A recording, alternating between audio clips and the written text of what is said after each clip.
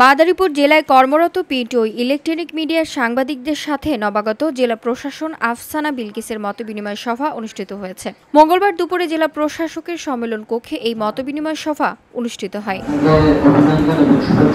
এ সময় নবাগত জেলা প্রশাসক আফসানা বিলকিস বলেন, সাংবাদিকরা সমাজের দর্পণ। আমি বিশ্বাস করি প্রশাসন ও গণমাধ্যম একসাথে কাজ করলে মাদারীপুর জেলার সার্বিক উন্নয়ন ত্বরান্বিত হবে।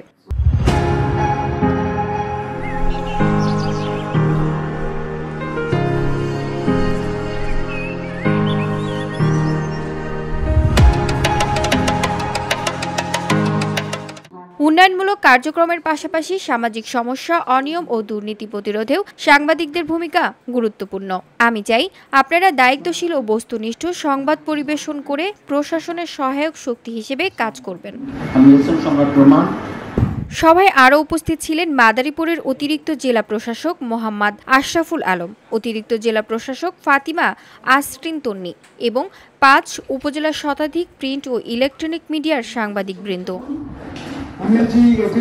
VOD Bangla news desk.